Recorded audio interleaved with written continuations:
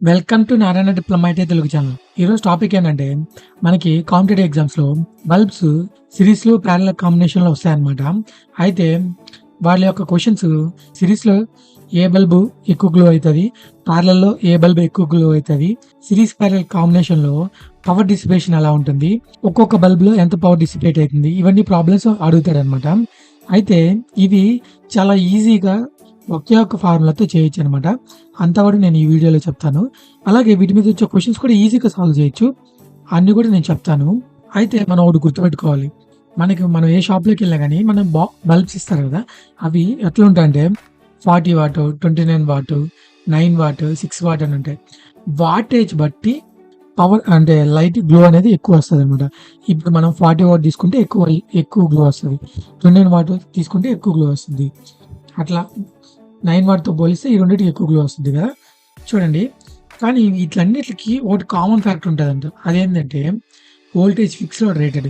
వీటిలన్నిటికి కూడా voltage fixed అనమాట, ఇది గుర్తుపెట్టుకోండి. వీటిలన్నిటికీ వోల్టేజ్ అనేది ఫిక్స్డ్గా ఉంటుంది, వాటేజ్ మాత్రం మారుతుంది అనమాట.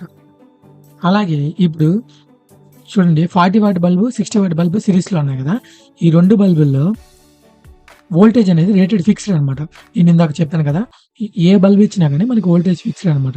అయితే ఏ బల్బ్లో అయితే ఎక్కువ పవర్ డిసిపేట్ అవుతుందో అదనేది ఎక్కువ గ్లో అవుతుంది అనమాట. ఇప్పుడు ఇక్కడ 40 వాట్ బల్బ్లో ఎక్కువ పవర్ డిసిపేట్ అయింది అనుకోండి, 40 వాట్ ఎక్కువ గ్లో అవుతుంది. 60 వాట్లో ఎక్కువ పవర్ డిసిపేట్ అయింది అనుకో ఈ బల్బ్లో అండి, అప్పుడు ఈ బల్బ్ అనేది ఎక్కువ గ్లో అవుతుంది అనమాట. అయితే దీనికన్నా ముందు ఈ 40 వాట్ 60 వాట్ యొక్క రెసిస్టెన్స్ వాల్యూ తెలియాలన్నమాట. ఫస్ట్ రెసిస్టెన్స్ వాల్యూ చూద్దాం అనమాట. ఇప్పుడు పవర్కి ఫార్ములా వచ్చి I²R కానీ V²/R కానీ కదా. ఇప్పుడు చూడండి, నేను V²/R తీసుకుంటాను. V²/R = 40 వాట్ ఫస్ట్ దానికి. ఇప్పుడు 240 × 240 / 40, ఇది 40 ఇటు పక్క తీసుకొచ్చాను. R వాల్యూ వచ్చేసరికి 1440 Ω. అదే 60 వాట్కి 240 × 240 / 60 = ఎంత వస్తుందంటే 960 Ω. అంటే ఇది చూడండి, 60 వాట్కి తక్కువ రెసిస్టెన్స్ ఉంది, రెసిస్టెన్స్ వాల్యూ తక్కువ. అదే 40 వాట్కి రెసిస్టెన్స్ వాల్యూ ఎక్కువ. అంటే ఈ రెసిస్టెన్స్ వాల్యూ ఎక్కువ దీనికన్నా అనమాట, 60 వాట్ కన్నా. ఇది గుర్తుపెట్టుకోండి అనమాట. ఎప్పుడే కానీ మనకు క్వశ్చన్ వచ్చేసరికి ఇది గుర్తుపెట్టుకోండి, 40 వాట్ యొక్క రెసిస్టెన్స్ అనేది 60 వాట్ యొక్క బల్బు కన్నా ఎక్కువ ఉంటుంది అనమాట. ఓకేనా.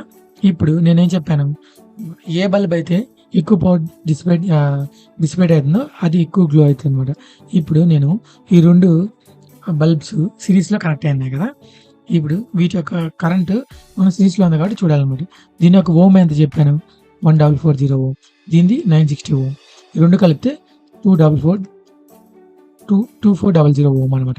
అయితే ఇప్పుడు కరెంట్ ఎంత వస్తుంది, 240 volts/2400. ఇక్కడ చూడండి, కరెంట్ ఎంత వస్తుంది, వోల్టేజ్ బై రెసిస్టెన్స్ వేసాను అనమాట, 0.1 amps. ఓకేనా, 0.1 amps అనమాట.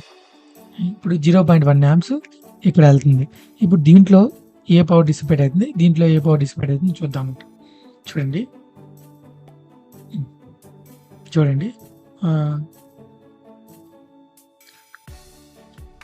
I²R కదా. ఫస్ట్ దాంట్లో 40 వాట్లో చూద్దాం అనమాట. 0.1 × 0.1 × 1440 Ω. చూడండి, 14.4 వాట్ అనమాట పవర్. అదే 60 వాట్లో వచ్చేసరికి 0.1 × 0.1 × 960 Ω వచ్చేసరికి 9.6 వాట్. ఓకేనా. ఇక్కడ చూడండి, 40 వాట్లో 14.4 వాట్ డిసిపేట్ అయింది. అదే 60 వాట్లో వచ్చేసరికి 9.6 వాట్ మాత్రమే డిసిపేట్ అయింది. అంటే ఈ రెండిట్లో ఏది ఎక్కువ డిసిపేట్ అయింది, 40 వాట్లోనే ఎక్కువ పవర్ డిసిపేట్ అయింది కాబట్టి ఇది ఎక్కువ గ్లో అవుతుంది. ఓన్లీ సింపుల్ అండి. సిరీస్లో తక్కువ ఉండేది ఏదైతే వాటేజ్ ఉంటుందో అది గ్లో అవుతుంది, అదే ప్యారలల్లో ఎక్కువ వాటేజ్ ఉండేది గ్లో అవుతుంది. ఇది ఒకటి ప్రాబ్లం సాల్వ్ అయిపోయింది, విచ్ బల్బ్ గ్లోస్ బ్రైటర్ అనేదానికి. ఓకేనా. అలాగే నేను ఒక ఫార్ములా చెప్పాను, P1 × P2/P1 + P2. ఇప్పుడు P టోటల్ చూడండి, 14.4 + 9.6 వాట్ ఎంత, మొత్తం 24 వాట్ అయింది. ఫార్ములా ప్రకారం చూద్దాం చూడండి. 40 what into 60 what divided by 40 plus 60 ఎంత వచ్చింది? 24 వాట్. చూడండి ఈ రెండు ఈక్వల్గా 24 వాట్. అయితే ఇదే ఇప్పుడు మీకు క్వశ్చన్ ఇస్తారనమాట. ఇప్పుడు 40 వాట్ బల్బు 60 వాట్ బల్బు సిరీస్లో కనెక్ట్ చేసాం, టోటల్ వాటేజ్ ఎంత, లేదా ఒకదాని రెసిస్టెన్స్ వల్ల ఎంత, మొత్తం నేను చెప్పాను ఒకదాని రెసిస్టెన్స్ ఎలా కనుక్కోవాలి, లేదా టోటల్ పవర్ అడిగాను. ఈజీగా మనం మళ్ళీ క్యాలిక్యులేషన్ చేయకుండా P1 into P2 by P1 plus P2. అదే ప్యారలల్ అనుకో P1 ప్లస్ P2 అంతే, ఓన్లీ సింపుల్గా అన్నమాట. ఇప్పుడు చూసాం కదా మనం. అదే ప్యారలల్ అనుకోండి బల్బులు, ఇవి రెండు ప్యారలల్ కాబట్టి రేటెడ్ వోల్టేజ్ అనేది రేటెడ్ ఇక్కడ 240 వోల్ట్స్ అంటే ఇక్కడ కూడా 240 వస్తుంది, ఇక్కడ కూడా 240 వస్తుంది. కాబట్టి ఇది 40 వాట్, ఇది 60 వాట్ డిసిపేట్ అవుతుంది. కాబట్టి 60 వాట్ బల్బే ఎక్కువ డిసిపేషన్ అవుతుంది, అదే బ్రైట్గా వెళ్తుంది అనమాట. ఓకేనా? దీన్ని బట్టి మనం గుర్తుపెట్టుకోవాల్సిన ఫార్ములాస్ వచ్చి సిరీస్లో అయితే P total P1 into P2 by P1 plus P2. అదే ప్యారలల్ అయితే P1 ప్లస్ P2 ప్లస్ సిరీస్లో 40 వాట్ బల్బ్ ఎక్కువ గ్లో అవుతుంది, ప్యారలల్లో 60 వాట్ బల్బు ఎక్కువ గ్లో అవుతుంది. ఓకేనా? ఇప్పుడు దీన్ని బట్టి మనం ప్రాబ్లం చేద్దాం. ఒక పవర్ చూడండి 220 వోల్ట్స్ ఇచ్చారనమాట. ప్రతి ఒక్క బల్బ్కి వోల్టేజ్ అనేది రేటెడ్గా ఫిక్స్డ్గా ఉంటుంది, 6 వోల్ట్స్ 6 వోల్ట్స్. ఇప్పుడు మన రెసిస్టెన్స్ వాల్యూ కనుక్కోవాలి, సిరీస్లో ఉన్నాయి కాబట్టి square by R formula, V square 6 volts. First దానికి కనుక్కుందాం రెసిస్టెన్స్ వాల్యూ R1 అనుకుందాం, దీనికి 1 అనుకుందాం, దీనికి 2 అనుకుందాం.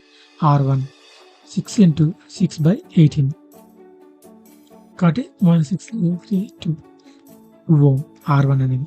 R2 6 ఇంటూ 6 బై 4 3 బై 2 వచ్చేసరికి 3 ఇంటూ 3 9 ఓం. ఓకేనా? ఇది 3 ఓం అయితే ఇది వచ్చేసరికి 9 ఓం అనమాట. ఓకేనా? ఇప్పుడు ఇది 3 ఓము, ఇది 2 ఓము, ఇది 9 ఓం అనమాట. ఓకేనా? ఇప్పుడు ఇక్కడ పవర్ చూద్దాం. పవర్ డిసిపేషన్ ఎంత ఉంటుంది? మొత్తం కలిపేసరికి ఎంత? 11 అనమాట. 9 ప్లస్ 2 11, 220 వోల్ట్స్. కరెంట్ వచ్చేసరికి 220 వోల్ట్స్ డివైడెడ్ బై 11 ఎంత? 20 ఆంప్స్ అన్నమాట. మొత్తానికి ఇక్కడ 20 ఆంప్స్ పోతుంది అనమాట. 20 ఆంప్స్ వెళ్తుంది కదా, 20 ఆంప్స్. ఇప్పుడు వాటేజ్ 20 ఆంప్స్ వెళ్తుంది. I square R first R1 అంటే P1 చూద్దాం. I square R 20 amps 20 into R value అంతా 2 అనమాట. అదే సెకండ్ దాంట్లో 20 ఇంటూ 9 చూడండి 4 వాట్ ఉంది సార్. దీంట్లోనే ఎక్కువ పవర్ డిసిపేట్ అవుతుంది, దీంట్లో తక్కువ పవర్ డిసిపేట్ అవుతుంది. కాబట్టి పవర్ డిసిపేషన్ ఎలా కనుక్కోవాలో తెలుసు. ఒకవేళ వీళ్ళు దాంట్లో ఇప్పుడు ఈజీగా టోటల్ పవర్ ఎంత డిసిపేట్ అవుతుందో అని అడిగాడు అనుకోండి, మీరు ఈజీగా P1 into P2 by P1 plus P2 అంతే. ఈ ఫార్ములా వేసి టోటల్ పవర్ చెప్పాను అనమాట. అంతే, ఎక్కువ టైం వేస్ట్ చేయకుండా. అలాగే మనకి ఇక్కడ గుర్తుండడం కోసం చూపిస్తున్నాను అనమాట. చూడండి 40 వాట్ 60 వాట్ సిరీస్లో 40 వాట్ అనేది ఎక్కువ గ్లో అవుతున్నట్టు చూపించాను అనమాట. అదే ప్యారలల్లో 60 వాట్ అనేది ఎక్కువ గ్లో అవుతున్నట్టు చూపించాను అనమాట. ఓకేనా? ఇప్పుడు చూడండి 2 బల్బ్స్ ఆఫ్, ఇది క్వశ్చన్ అనమాట. 2 bulbs of 220 volts 100 watt fixed voltage అనేది ఫిక్స్డ్. చూడండి 2 బల్బులు 100 వాట్లు 2 ఉన్నాయన్నమాట, 2 numbers. If connected in series, first connected in series, then in parallel with supply of 250 volts. 250 volts సప్లైకే కనెక్ట్ చేశాడు. Total power in each case, సిరీస్లో connect చేస్తే ఎంత పవర్, ప్యారలల్ కనెక్ట్ చేస్తే ఎంత పవర్. అతడు ఏ బల్బ్ అనేది ఎక్కువ గ్లో అవుతుందో అడగలేదు అనమాట. సిరీస్లో కనెక్ట్ చేస్తే ఎక్కువ పవర్ ఏది, పవర్ ఎంత కన్జ్యూమ్ చేస్తుంది, ప్యారలల్ కనెక్ట్ చేస్తే పవర్ ఎంత కన్జ్యూమ్ చేస్తుంది అనమాట. చూడండి మనం ఈజీగా మనం సాల్వ్ ఏం చేయాలి. P1 into P2 by P1 plus P2 ఎంత? సిరీస్లో అయ్యేసరికి 100 ఇంటూ 100 బై 200 250. చూడండి 50 వాట్స్ సిరీస్లో. అదే ప్యారలల్ అయితే P1 ప్లస్ P2 200. సిరీస్లో అయితే 50, ప్యారలల్ అయితే 200. ఓకేనా? ఇక్కడ చూడండి ఇది ఒక క్వశ్చన్ అడుగుతాడు అనమాట. సేమ్ బల్బ్స్ సేమ్ వాటేజ్ ఉంటాయి అనమాట. వాటిని సిరీస్లో కనెక్ట్ చేస్తే ఒక పవర్, ప్యారలల్ కనెక్ట్ చేస్తే ఒక పవర్. దీనికి డిఫరెన్స్ ఎంత? 4 టైమ్స్ ఉంటదనమాట. ఓకేనా? ఈ క్వెషన్ కూడా అడుగుతాడనమాట. సిరీస్‌లో కనెక్ట్ చేస్తే ఎంత పవర్ డిసిపేట్ అయితది? పారలెల్‌లో 4 టైమ్స్ అనమాట. Power in series less than 4 times of power parallel అనమాట. ఓకేనా? చూడండి ఎంత ఈజీగా మనం సాల్వ్ చేయొచ్చు.